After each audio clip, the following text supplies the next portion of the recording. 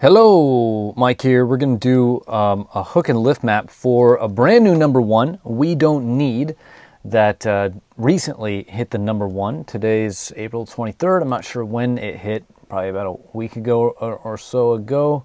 Just going to turn on the right output here.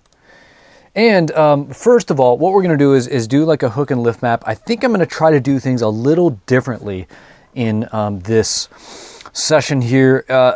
After just getting tons of feedback, or giving lots of feedback, I should say, I really want to focus on the higher level concepts that most producers don't know about. And I wrote up this long breakdown analysis of this track that we're going to be looking at today. And we're going to be doing this kind of in video form, but of course you're going to have access to this document underneath the video. And I definitely recommend reading this. I definitely took the time. There's a lot of good things I think that I've always wanted to kind of say, and I just kind of put it in here in a very passionate way, you could say. I even started off saying, warning, this document's a little bit ranty, not in a bad way, but just some things I really want to emphasize in a passionate way. And the reason why is because this track just does so many things well, and it's so simple. And that's what I want to focus on. That's what I want to highlight. That's what I want to convey to you in this video. So like normal, we're going to listen to this track, and we're going to pay attention to the hooks and the lifts. So I call this hook and lift map. And a hook and lift map, again, of course, is we're going to be listening to how the hooks develop over time. A hook and lift map is all about understanding arrangement and development. How does a track stay interesting and dynamic over time? That's what it's all about. And then so we monitor the way that the hooks develop. And the way that the hooks develop over time is critical. Imagine how many samples have been, or songs have been sampled over the years, but sometimes some tracks just do way better than other tracks. And I think a really, really big part is how the hook develops over time, how the hook is teased, and how that tease later pays off in a big way. It's very, very, very important to present hooks in a way that's just extremely captivating and compelling to the listener. It just explodes their brain, and they just feel so much excitement and happiness, And so hook development is very important. And then also lifts. So lifts are how the sounds that the producer uses to manipulate the energy levels over time. And I just need to really quickly double check that I can hear the music. Okay, I need to quickly change this to my headphones here. Let me just make sure. Good.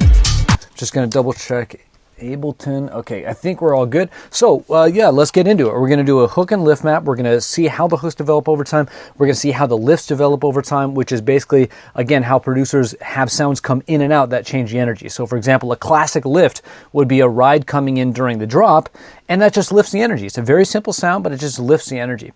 And so that's what we're interested in. We're interested in how the arrangement develops over time, how it's exciting, how it rises, how it falls, how it's dramatic, how it tells a story, and that's what we're going to look at. And so right off the bat, what we're not going to do is go too deep into the details. So I'm going to create a beat map, which is basically just the drums. I'm not going to go deep into the drums. Again, we're interested in the bigger picture concepts of arrangement.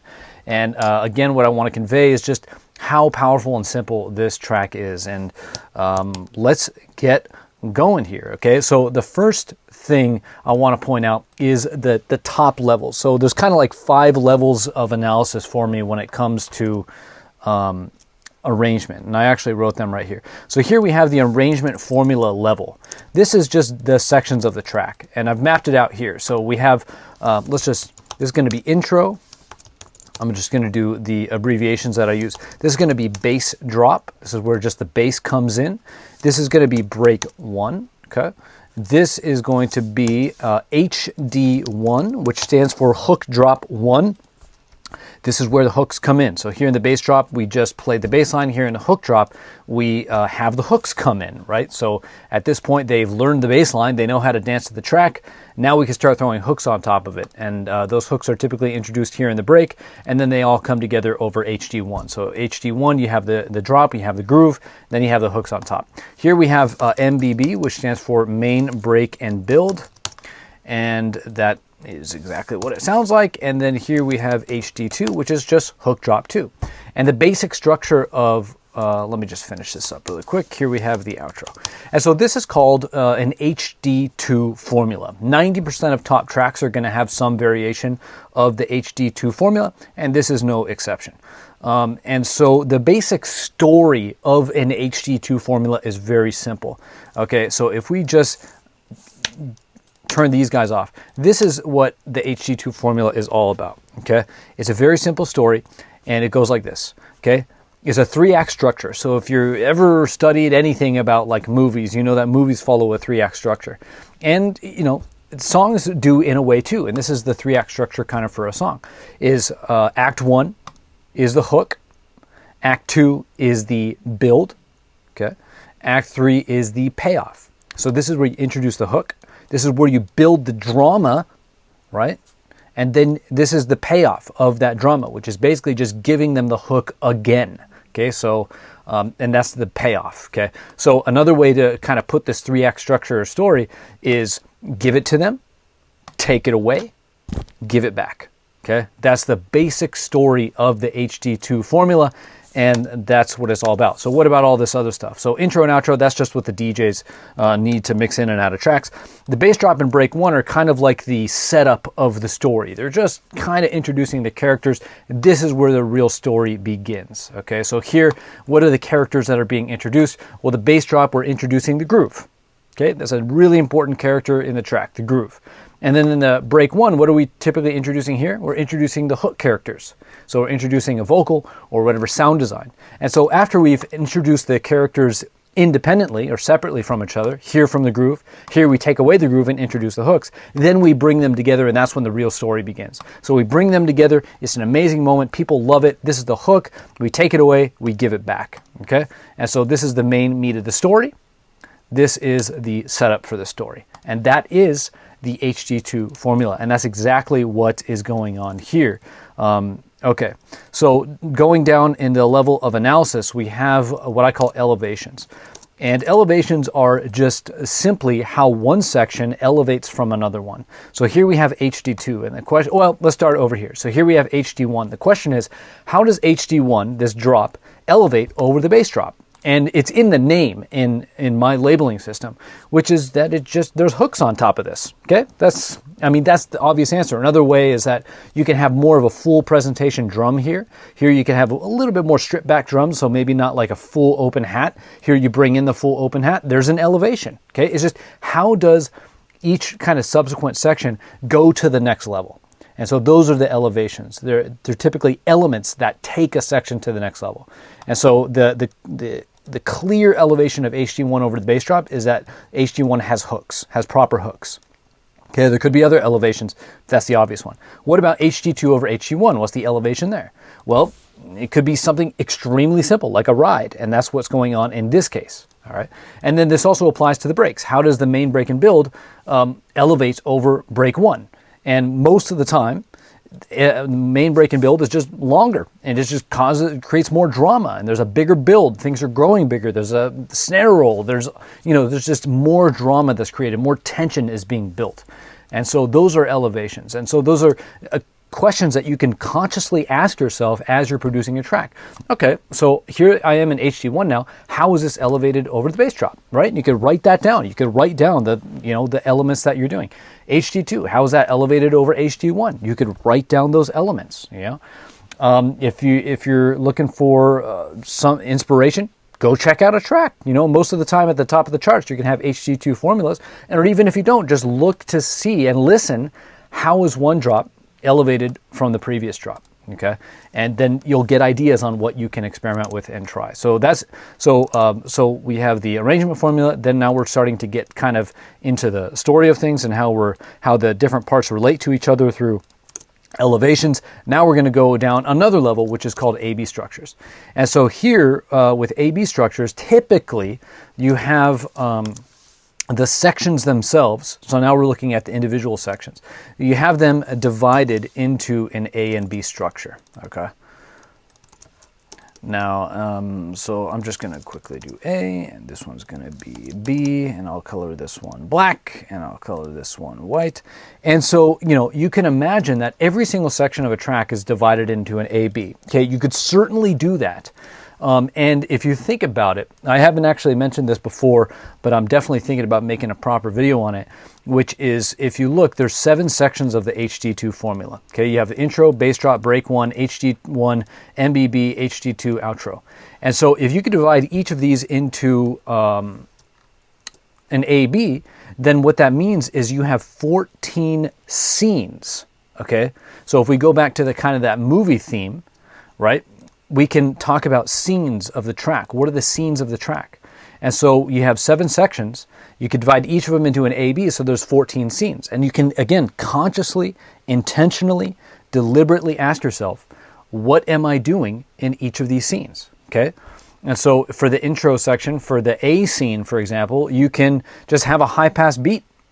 All right? And then for the B, maybe have the kick come in, right? It's that simple. It can really be that simple. Here, what it looks like is that we kind of enter into an intro break, right? Or maybe music comes up. There's some kind of transition aspect to the B section of the intro here, right? So it's just, again, I wanted to talk about the higher level things that most producers don't know about and miss.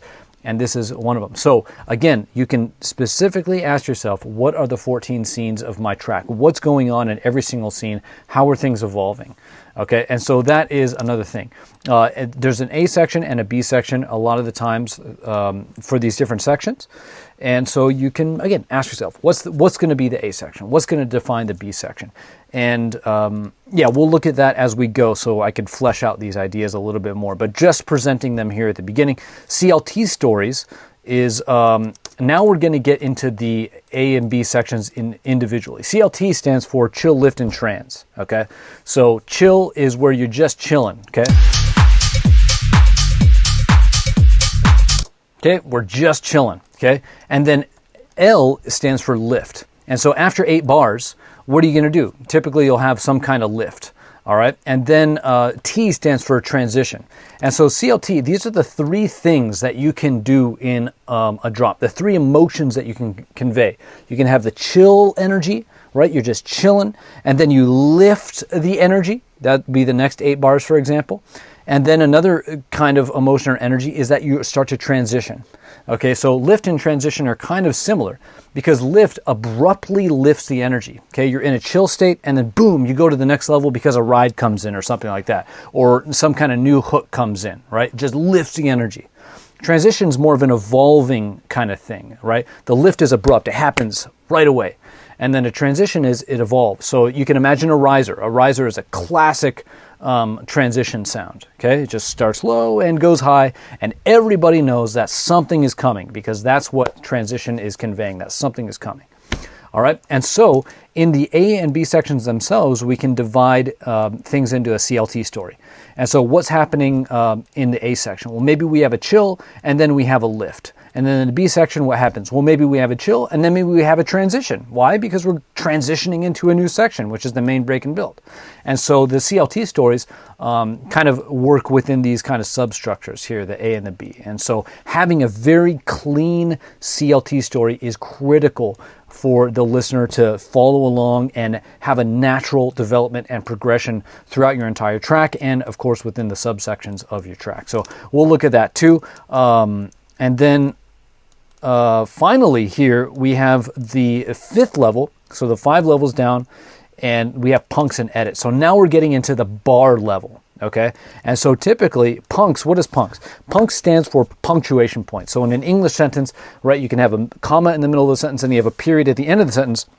And what that is a kind of a hierarchy of drama when it comes to punctuation. A period is more dramatic than a comma. And then maybe in the next sentence it ends with an exclamation mark. That's even more dramatic, you know? And so in drops, it kind of, there's a grammar to drops a little bit, where at the end of 8 bars, something exciting happens, right?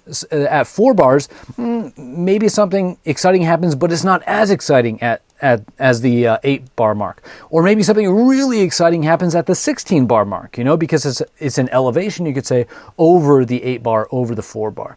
And so that's what punks are. Punks are the punctuation points in the track. And the most important ones are going to be the P8 and the P4.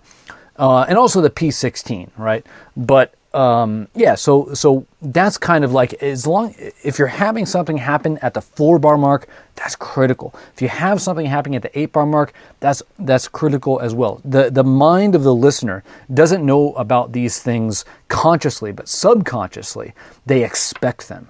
And if you don't deliver them, they'll feel like they're being let down. They'll feel like something's missing. And you don't want that. Now, punks can be so simple. You could just have a little skippy hat. You can have a little tiny snare that just plays right here at the 4 bar mark. At the 8 bar mark, you could just have the kick cut out for just a second. It's just tiny little structural moments that the listener's expecting that you could do. And if you just accent them in a little bit, it satisfies that kind of internal clock and expectation of the listener. Now, the bigger that you make the punks, the more exciting they're going to be, right? Those are like hook spikes. They're just spikes of energy. And so that's obviously going to make your track much more exciting. But these are kind of the 5 levels of analysis that I really want to kind of cover in this track, because this track does them really well, very simply, and it checks all the boxes. And so I wanted to tell you what those boxes are before we dive in, and that's kind of what I want to focus on here. All right, and of course we'll still be looking at how the hooks develop and the lifts. I'll point that out, but I really want to also just zoom in on these guys here, the 5 levels of analysis when it comes to arrangement. Because if you can just check these boxes, you're going to be further than 95% of producers, because your track is going to tell an extremely compelling story. Whatever hook you have, you can find a vocal on Splice, it just catches your attention, and if you can just then map it out according to these arrangement kind of parameters, I guess, then man, I mean, you're going to be able to take that hook and present it. It's going to become its best self. Okay, let's put it that way. It's going to be its best self. All right, so let's get rid of this and let's just start going. Okay, about 20 minutes in and we haven't even really listened to anything. Let's get going. So again, this is just beat, and let's see, is this 16 bars? Yeah, so let's just do it in 8 bar chunks. All right, so right away we gotten some kind of like organ creeping up here, and hold on. Okay, let's write organ here. Okay, and I'm just gonna color this, and okay.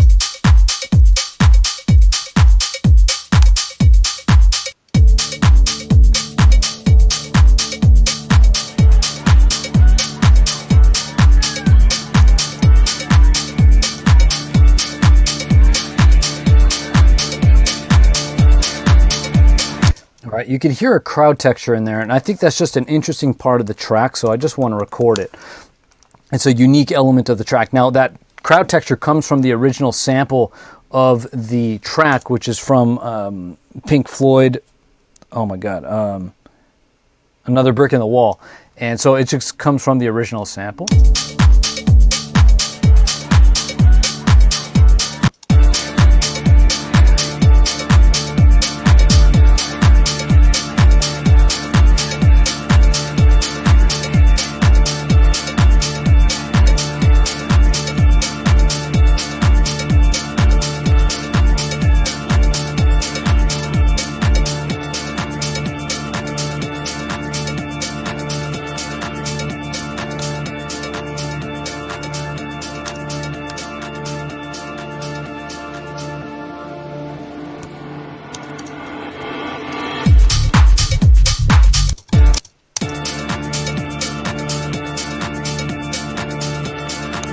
Okay, cool. So here's the intro. And so we have a minute-long intro, which is pretty standard. Well, I would say 16-bar intro is a little bit more standard, but this track is taking a different route because it wants to introduce that organ. And the reason why I love that organ coming in here is because immediately it builds the world of the track. When someone hears this, they know what it is. It says track identifier. And at the same time, it's creating this new world, this new space that the listener can step into. If you think about a DJ playing tracks over time, it's almost like there's just, you know, obviously a DJ is going to want to have some kind of continuity. They want to rise the energy over time, but every track is almost like its own little world. And right away, what this producer is doing here with that organ is defining a new world that the listener is stepping into. And that's really cool. And that continues through the break and through the rest of the track. So let's go ahead and, what else did I want to say about this? That texture's coming up. But if we think about the A-B here, it's very, there's not that big of an A-B. You can see that things are starting to kind of filter down here through the B. So it's kind of like an up-down kind of thing, but it's very subtle. Now, not every single track is going to have a very clear delineated A and B, but it's just something to keep in mind when you're working on a track. It does keep things very clean and easy to understand. And so here it's a very subtle. I think it's just, I would define the A as kind of an up and then the B as kind of a down, okay? And so let's keep going.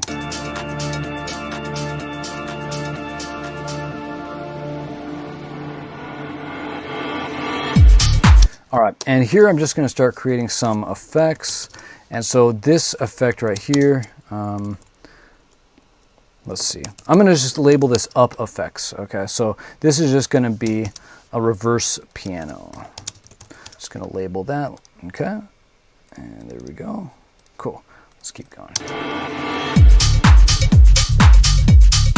So that was the intro. Now we're moving into the bass drop. And the bass drop is where you introduce the bass line, okay? You're teaching people the bass line so they know how to dance to the track. You don't want to overwhelm them with hooks on top of the bass drop yet because they need to learn how to dance and move and groove to the track before you overwhelm them and throw hooks on top. They need to hear it, they need to understand it, it needs to become part of their subconscious so they get it. So that way later you can kind of capture their conscious attention with the hooks because they just get it. Their just body knows how to move now, so you can stimulate their conscious mind with what's it called, the hooks. So we're just dropping the groove. That's all that's going on here.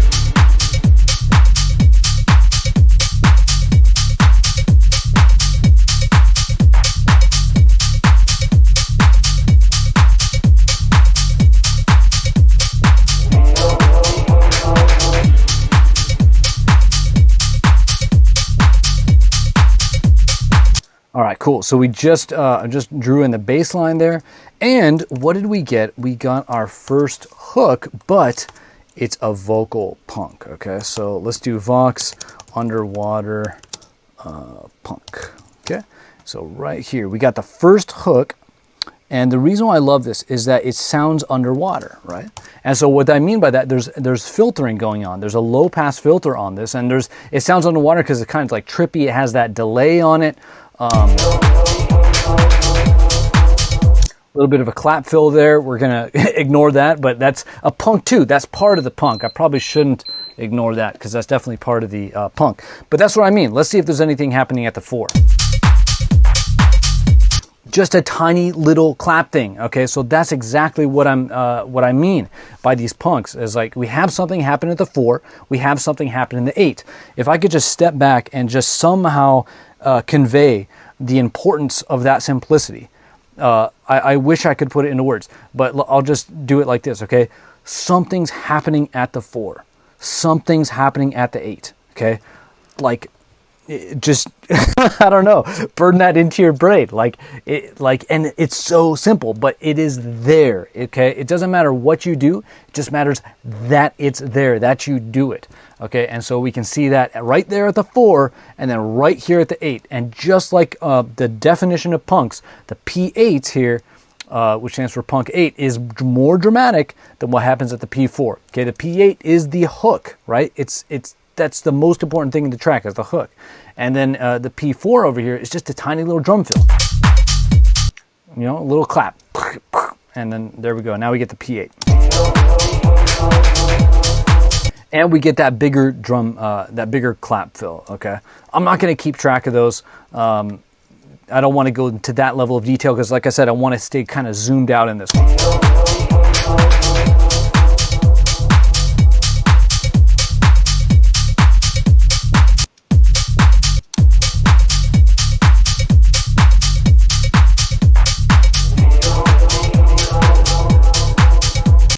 All right, exactly. So same thing again here. And then we have another, now we have a P4. We have the clap as the P4 and then the hook as the P4 as well in the second part. Now the reason why that's cool is because this is kind of like a little elevation in the punk structure, okay? So here we have, listen to this P4. Okay, just the clap fill. Listen to this P4. Elevation, okay? Very, very subtle, but all the concepts I'm telling you, just that's why this track is so good, because it just applies everything like in such a simple way. Like, what's the elevation here? Just throwing the hook on top, okay? Another reason why this is kind of an elevation of the B over the A here is that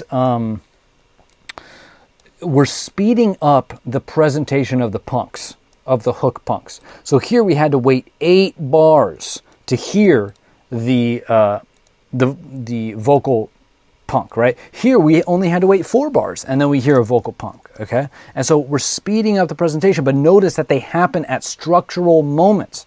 Okay, the structural moment, we get that clap fill. Structural moment, we get the P8 vocal. Structural moment, we get the clap fill. Structural moment, we get another vocal punk. Structural moment here, we're going to get something else. All right, that's really important.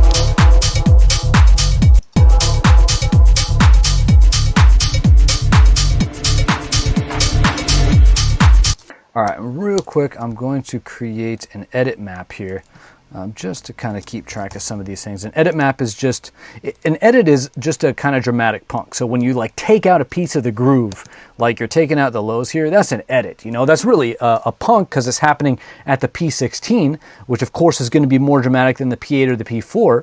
But, you know, I'd like to just keep track of when these edits happen, these dramatic punks. So I'm going to do edit map. There we go. All right, and then we have some up effects here, okay? It's just kind of some like reverse vocal kind of stuff and some white noise, you know, whatever.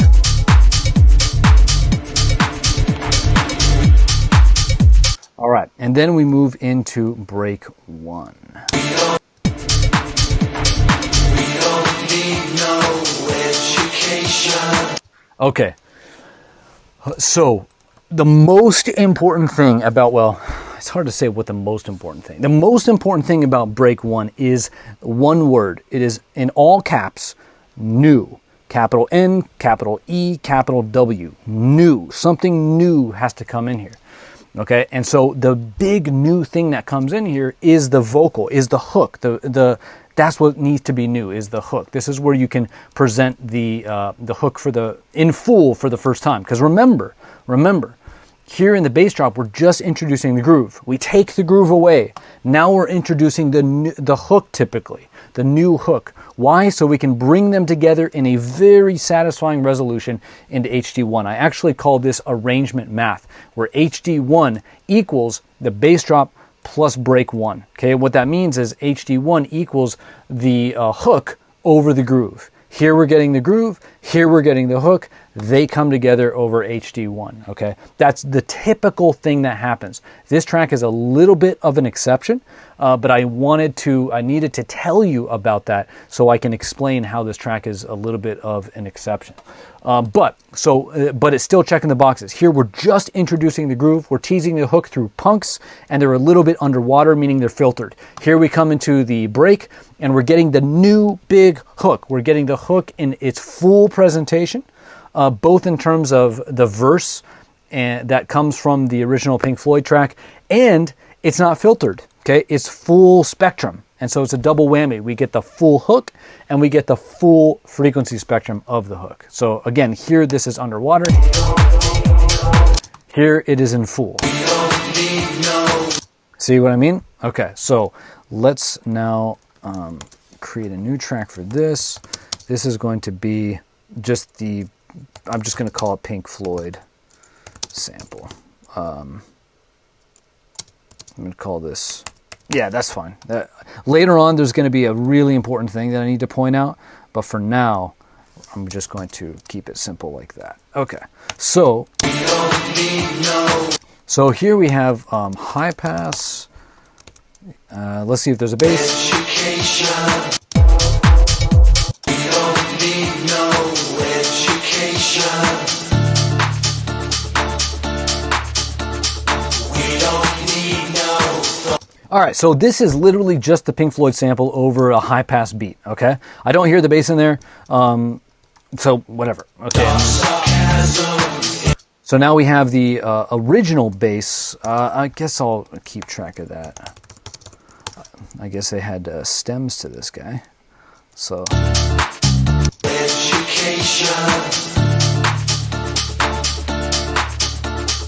We don't need no thought control. No dark sarcasm in the classroom. We don't need. Teacher, leave them kids alone.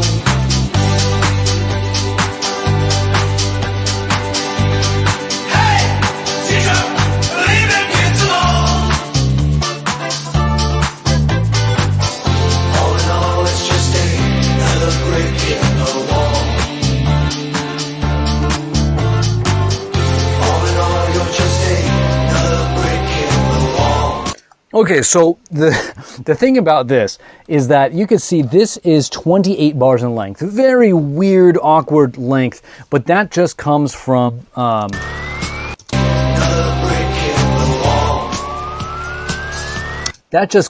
the Pink Floyd track itself, and the producer's just following along with that.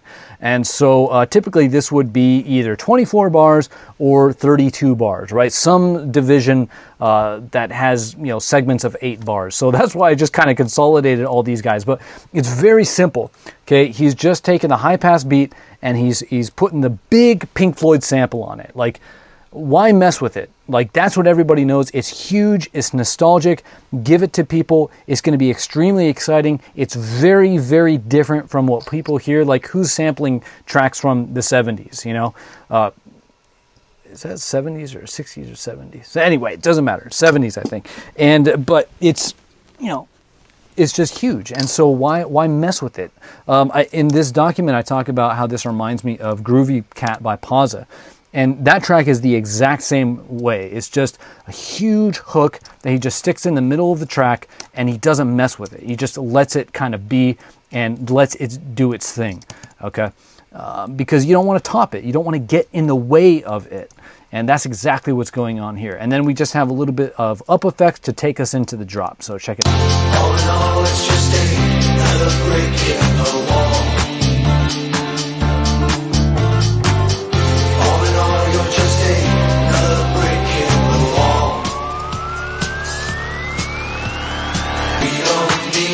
Awesome. Okay, so the break. What is most important about this? The most important thing about the break here is the idea of new. Okay, the only thing that's happening is there's a huge hook over a high pass beat. That's really it. Okay, and so it's checking the most important box. Obviously, you're defining the break with a high pass beat. You're giving people a break from the groove, which is what you need to do here. And then, but what's on top? It's a massive nostalgic hook, okay, that's going to drive everyone crazy. And so here we go. Let's move on to the next part.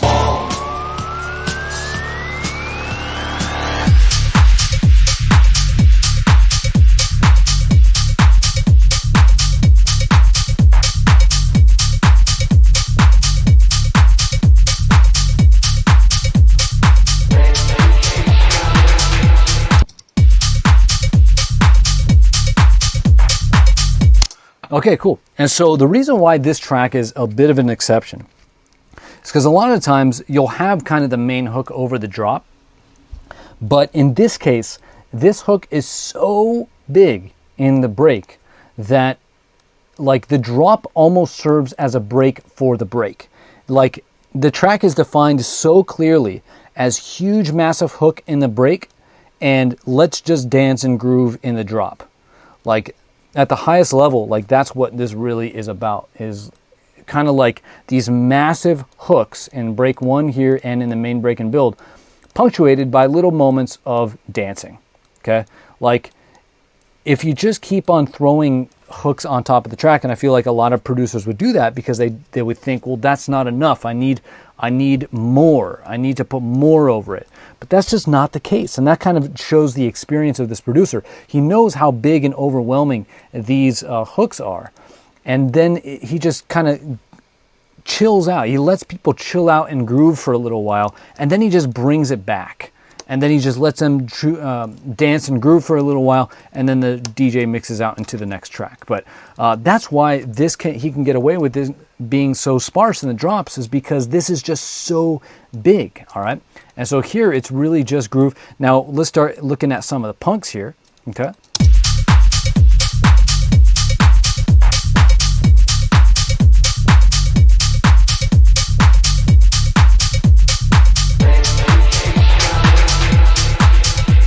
All right, and so there we go. We have our P4 that we had earlier in the bass drop. Just that very, very simple clap fill. We have the exact same kind of P8 punk. So it's a little bit different than the one that came before, but structurally, it's where it needs to be, right? The P8. So more groove.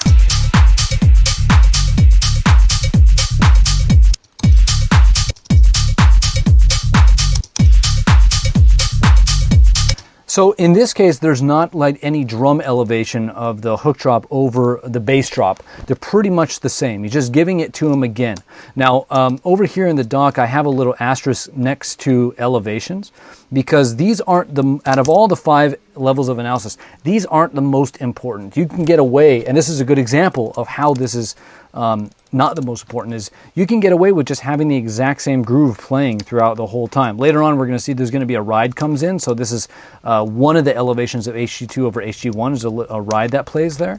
But here it's the same thing. And so, you know, if you wanted to have an elevation here, what I would do is I would take the main hat out of this guy. See how big that hat is? Now it works in this track. Like there's no reason not to have it there. But if you're like, okay, just to give you options, you know, the viewer here, one thing you could do is just have like a smaller hat kind of playing. So that way when the main drop comes in, you get the full presentation of the drums, and the open hat, the big 909 is a big part of having a full presentation drum.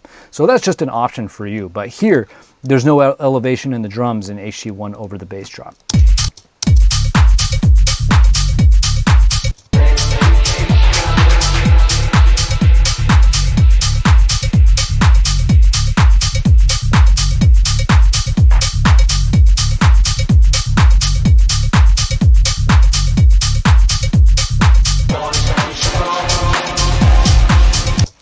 All right, boom, okay, you see what I mean? This is so simple. I just wish I could convey how powerful the simplicity is. Okay, so it's just groove. And remember the concepts that we talked about in the beginning, okay? Punks and edits, okay? So let me just point something out to you. The only thing that's going on in this 16 bars, 30 seconds, is a groove, a constant groove that keeps playing, okay? That's one thing. The second thing that happens are punks, okay? A small little clap fill at the P4, and then a little underwater vocal at the P8. Small little clap fill at the P4, and then a bigger, more dramatic, remember the hierarchy of drama in when it comes to grammar and punctuation? Same thing right here. The P16 is more dramatic than the P8. Vocally, is pretty much the same thing. We just got an underwater vocal with some delay, but now we're kind of elevating that punk over the previous one by manipulating the groove. We're taking out some of the lows, right?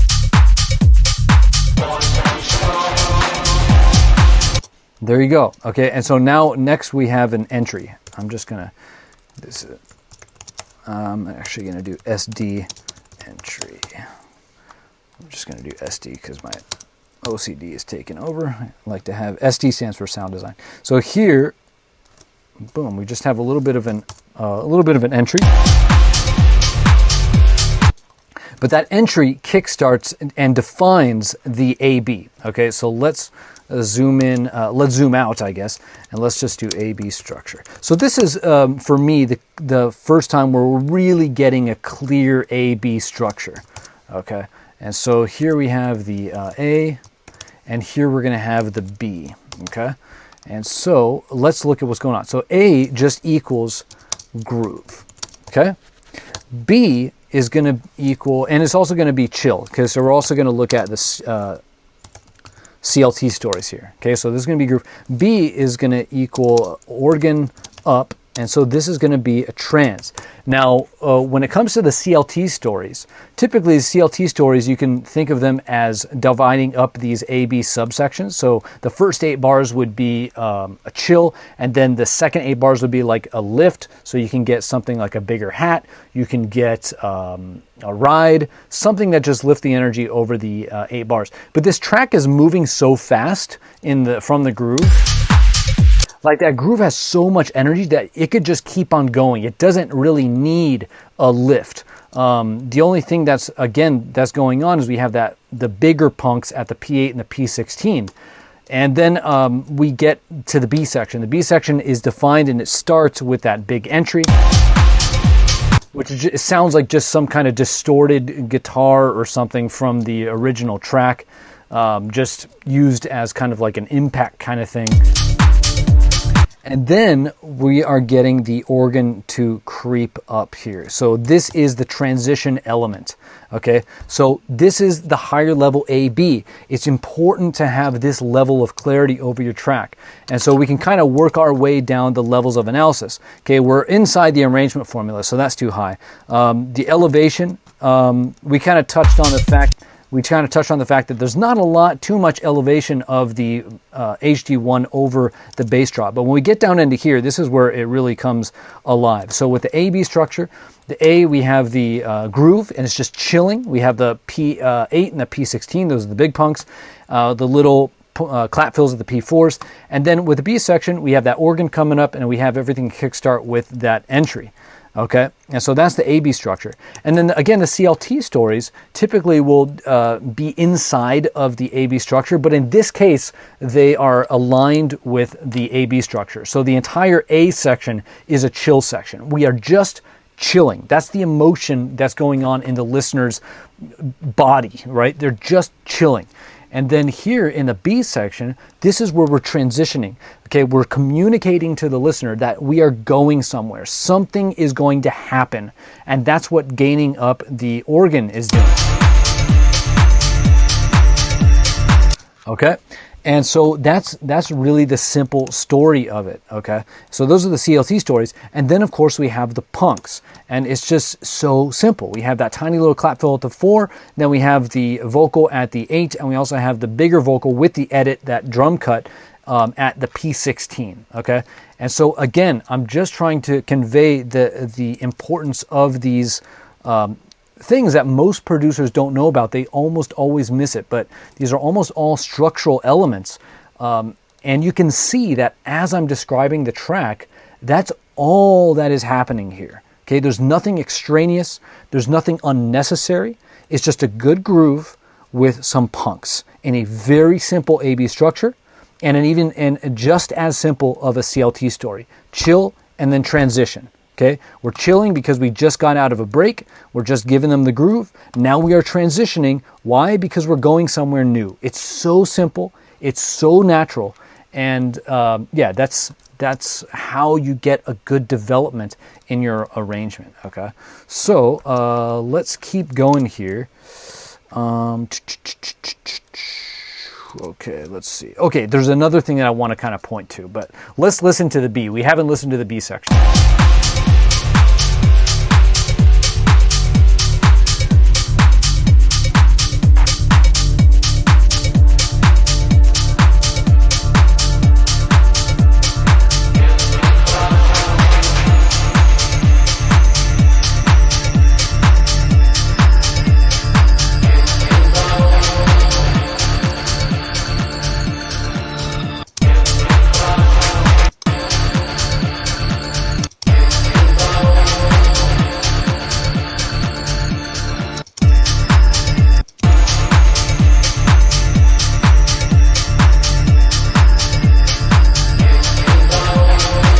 All right, cool. So, just so many good things. I feel like at times I'm not equipped to convey or express how cool things are, and I wish I could.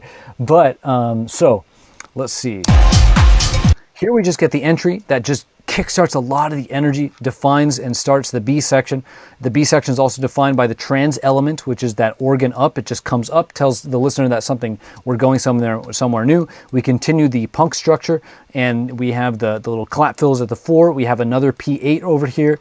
Okay, and then we, just like in the bass drop actually, we speed it up in the last 8 bars. We present another punk at the P4 here, but the thing that I absolutely love about the last 8 bar section of the B section here, of the drop too, is this down sample, or the down effect here. The reason why I love that, I mean, one thing that's cool is this contrasting motion, you could say, in the trans elements. So the down effect is really a trans element, right? It's falling down, it's letting people know that the energy is settling down, but it's going in a downward motion, right? Starting high frequency goes down.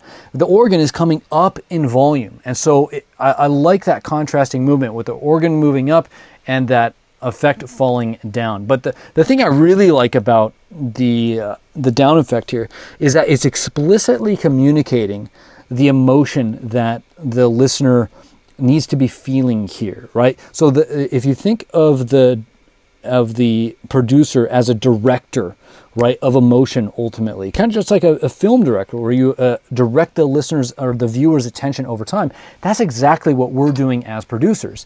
And so what's happening is we are moving from a high state of energy down into a lower state of energy. It's not a low state of energy, but it's a lower state of energy. And so what this sound does is it explicitly communicates that. Okay, imagine that high part of the down effect represents the high state of energy, and as it descends down, it's literally telling the listener we are moving into a lower state of energy. And now, none of this, we're not actually obviously using words. None of this is like verbal communication. It's not even communication that really is supposed to happen on a conscious level. All of this is subconscious. All of this is emotions. This is emotional communication. And when you have explicit, obvious effects like this, it's just explicitly communicating what the listener needs to be feeling. It sets them up. It primes them emotionally for what to expect next. And so everything feels natural. Everything is developing in an organic way. And I hope none of these words sound, like hippie, new agey crap.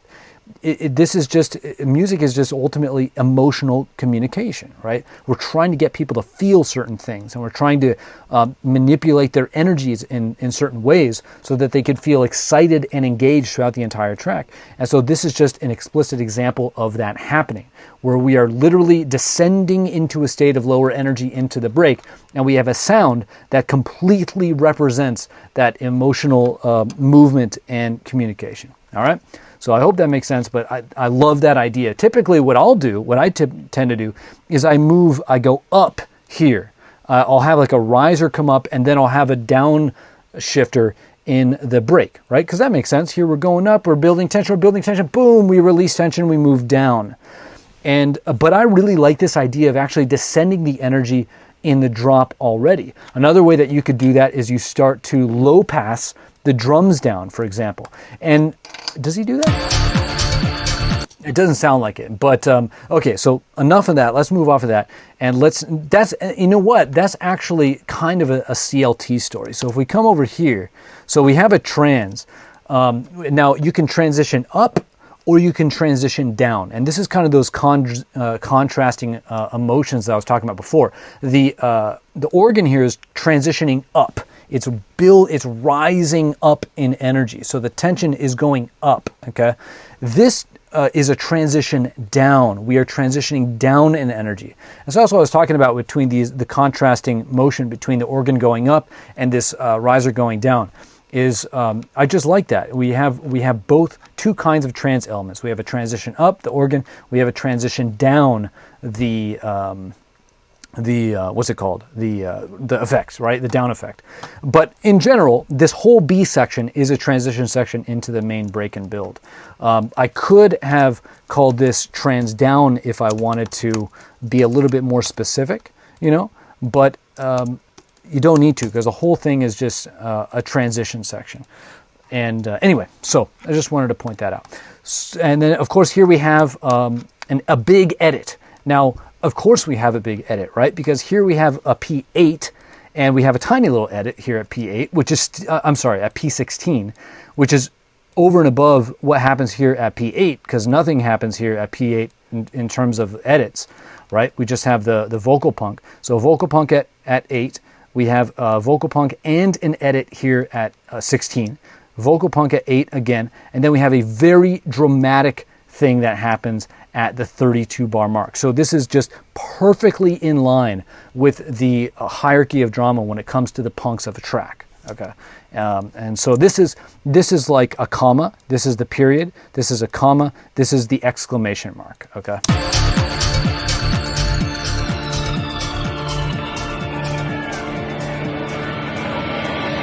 And so he actually gains the drums down. So I was telling you that you could do a low pass filter. So here we do a high pass, and then he like gains it down. And so let's just listen to the falling energy of all this.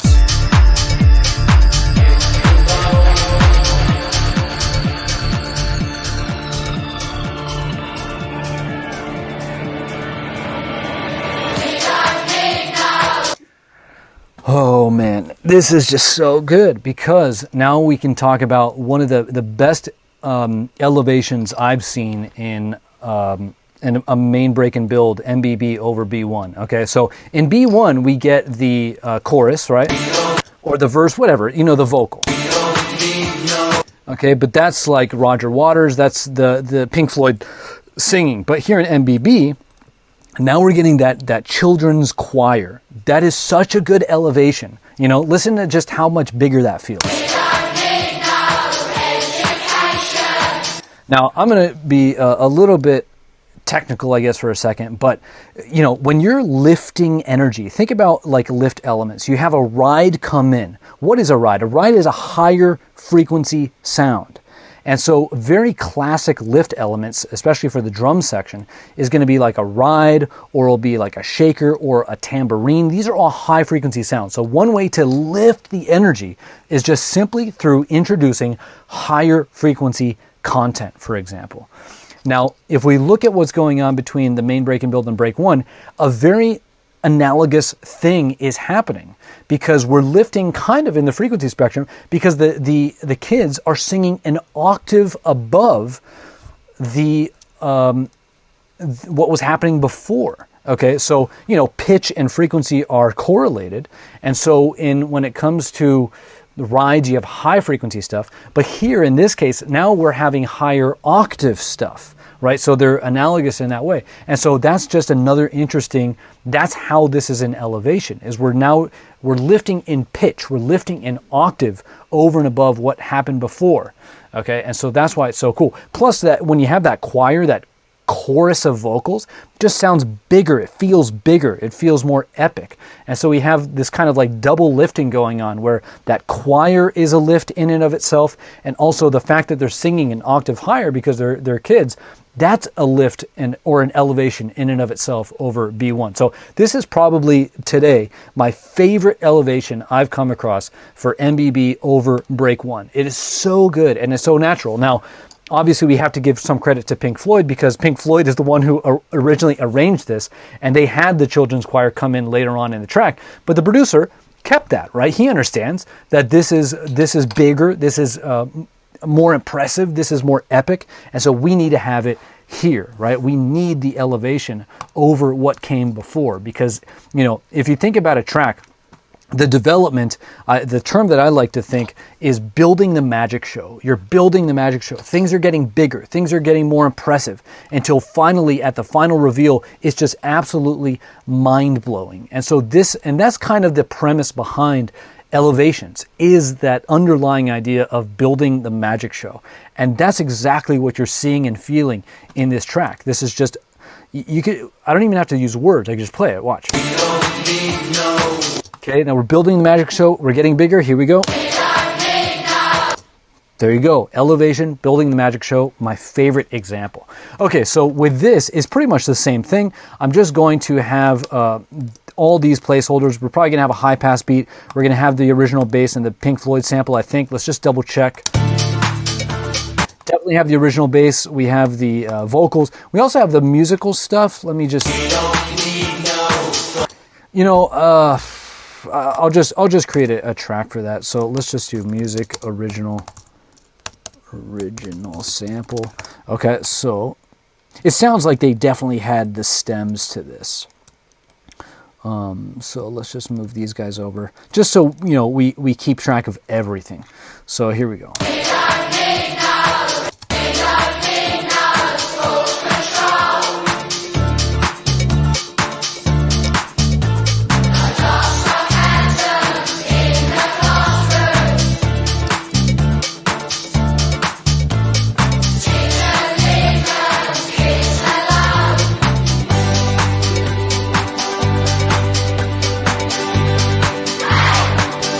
Man, that movement to the higher chord in the original track is amazing, you know.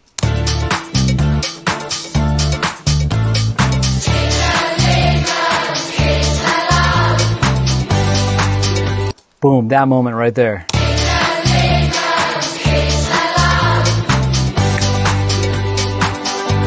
That's so good, right?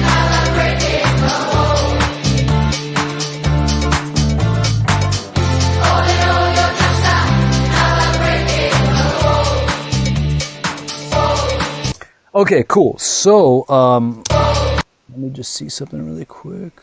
Okay, so right here, I'm going to label this as build. Okay, so we can kind of do an A-B of the drop, of the build here. Okay, so this is going to be the A, and I'm just going to put big nostalgic sample. Again, definitely check out the doc that I wrote up here. It goes into a lot more detail kind of about certain things, like the importance of big and nostalgic. Like, God, that's important. But I'm going to skip over that for now and just focus on getting through to the end here. And so here we're going to have the B, and this is just going to be the build, okay? And that's it. And so here, and now you might think, oh, I thought an A-B section had to be the exact same. Like, it certainly can be, especially in a drop. It's good to have some kind of parallel structure, you know, A is 16 bars, B is 16 bars. It doesn't have to be the case, but I think it is clearer when things are divided into halves. But in this case, like, it doesn't need to be that way. Obviously, we need to play the full, what's it called, the Pink Floyd sample, but then here we're just going to tack on a 16-bar build. All right, now think about elevation again from before. Here we have the children's choir. That's how MBB elevates over B1, but another way that MBB elevates over B1 is we actually have a proper build here. Okay, here we didn't really have a proper build. We had just kind of like a riser that's obviously building tension, but we're not having like a proper build, you know? So let's go ahead and check out the build and see what kind of elements are used to build the tension and take us back into the drop. So the first thing is the rep, okay? So there's I'm just gonna tack this on at the bottom of this, okay? So build. So there's 5 elements here. We have rep, we have roll, we have rise, grow, and we have pipo. Okay, so rep equals a hook repetition. Okay, roll equals like a snare roll. You can have a kick roll, but typically it's going to be your snare roll. Rise is just a feeling of moving up. Okay, so obviously a riser. Another thing you could do is like you have pitching snare rolls that go up. That's an example of rising energy. Another one is maybe you have like a music part that just keeps on moving up in octaves. That's another feeling of rising. Grow is where the space is expanding. Okay, so yeah, where it just feels like things are growing, getting bigger, expanding. So obviously throwing things out into a reverb, that's an example of growing. Throwing things out into bigger delays, that's another example. When you have a sound that, like a synth, for example, that low passes up, like it's like a distorted, growly saw kind of synth or something, and it starts to low pass up, that's another example of growing because that sound is expanding, right? You can maybe think of that as rising, especially if it's low passing up, it's rising up. But I also like to think of that sound is growing, right? And so these are pretty similar emotions, but you can see the differences, right? So it's just really that feeling that things are getting bigger, right? And yeah, so those are the, and then the last one here with the pipo is pattern interrupt payoff. Sometimes I get too passionate about this stuff and I fumble over my words. There's like a disconnect between my brain and my mouth. But anyway, so with the pattern interrupt and payoff, pattern interrupt is here we're building a pattern, right? So a snare roll, that's a tension, right? That's a pattern that builds tension. A hook repetition, that's a pattern that builds tension. And so what we do at the end is we break that pattern. It stops, right? The human brain will never, ever, ever get tired of that. Like we've heard this so many times where the build, the snare rolls, the risers, it just grows and grows and grows. It cuts, there's a hook, boom, the drop explodes, right? Like that is, we've heard that a million times and we'll never get sick of it. We might like intellectually say, you know, this is the same thing every time, blah, blah, blah. But it doesn't matter intellectually. It matters emotionally. What's going on for the listener? When you have these building tension patterns set up, it triggers the reptile brain in us, the old brain in us. We get filled with dopamine because of the anticipation that's being created. We just think that it's going to go on forever. We feel the tension. Boom, all of a sudden the tension stops.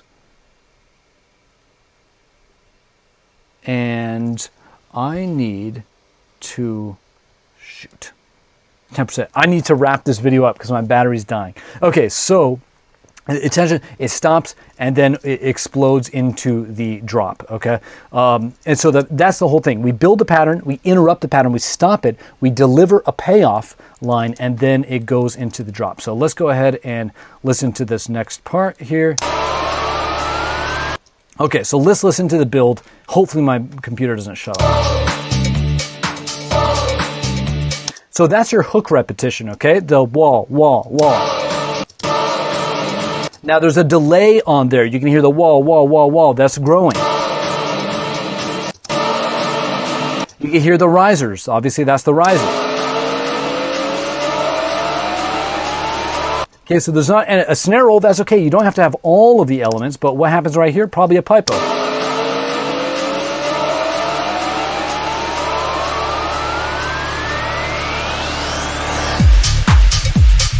Okay, cool, and there you go. So no pipo. This is called a momentum drop or a momentum build, where there's no pipo. It just builds momentum, and then it just explodes because it's almost like it just can't handle it. It's like a teapot where the pressure builds and builds and builds, and all of a sudden, you know, sorry if that hurts your ears, but that's what I call like a momentum, like a charging rhino. It just goes and explodes. It's like a train, you know.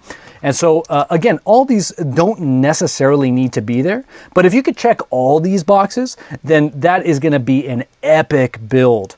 Okay, but in this case, he doesn't really have a pipo and we don't really have a roll. But all the other ones, we have a solid rep, we've got a solid rise, and the space is definitely growing and expanding. And so then we just go right back into the groove. I really hope my computer lasts. What are we at? Oh, geez. Okay, so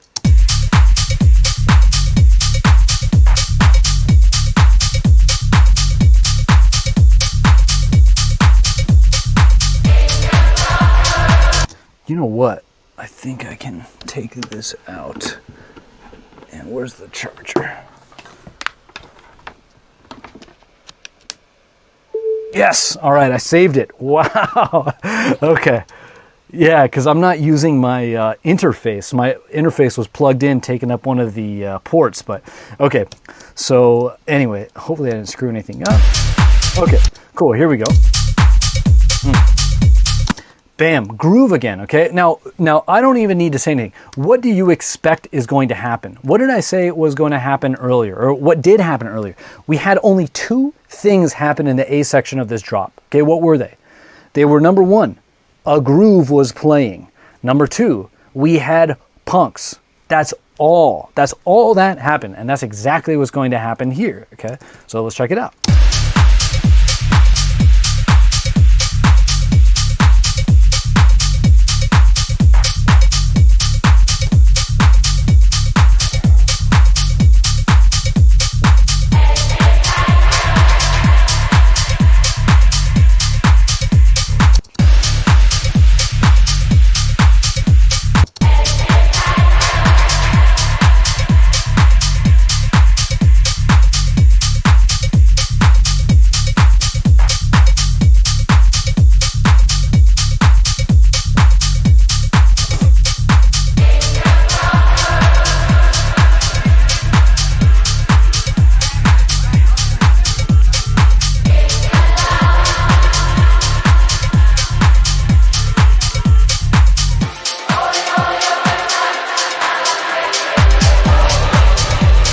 Okay, cool. So in this case, this is kind of interesting. So here we just have the A section, right? And so let me just take a step back. And do you see what I mean? Do you see what I mean? It's just groove, and then we have the hooks in the exact same places. But the cool thing about this, the really cool thing about HD2 is that there's two elevations. The one elevation is the ride cymbal. Listen, it's very gentle. It's not an obnoxious ride. Ding, ding, ding. Okay, it's just right there down the middle. It's not in your face or anything, but the ride is not over here. Okay, so there's one elevation. See what I mean by this is so simple? It's just got to ride. That's it. But here's a kind of more subtle elevation, but it's really, really not that subtle. So remember the elevation of MBB over B1. What was it? It was the fact that the main one, the one that I'm obsessed with, is the thing that the kids choir comes in over the original, Pink Floyd singers, right? Roger Waters, David Gilmour. But here we are now using the children's choir as the punks. See, subtle, but brilliant, So let's listen. So I'm going to play right here. We're going to hear the vocal punk, and it's going to be the children's choir. Here, I'm going to play the punk from before, and it's not going to be the children's choir. It's going to be just the original singers. Okay. I mean, I don't know what to say. That's so good. It's so simple. Like, I don't know. I really hope that's getting across. But this is not live, so I can't get your feedback. Oh man! All right, so but let's define the A section here. The A section here is just a groove, which is a chill. Okay, this B section is just a trans. Okay, trans to outro. Okay, all we do is we get that kind of crowded texture. There's not really a specific trans element, but one of the things that we're primed by is when they double up on the punks here, we know we're at the end of the section. You know what I mean? Like we're coming. So this is kind of like what I would call a signpost. The listener knows at this point when we're getting these doubled up punks, they don't know consciously, but we're reaching the end. Okay, and so we're reaching the end over here. And then of course we have the big edit here.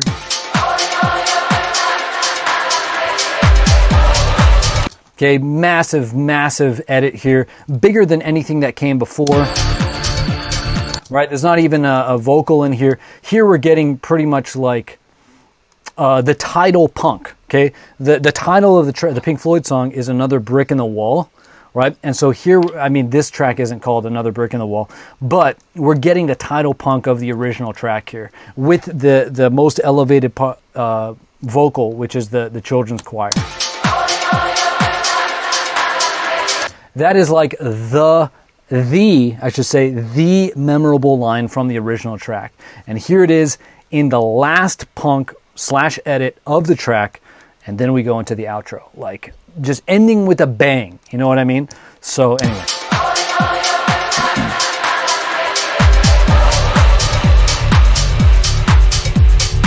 All right, we get a little bit of an entry out into the outro.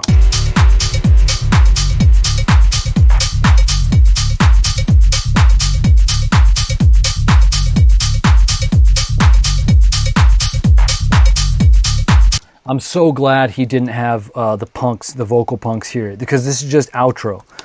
It's just, you know, there's no need to really get creative here. Just help the DJ mix out of the track. Perfect.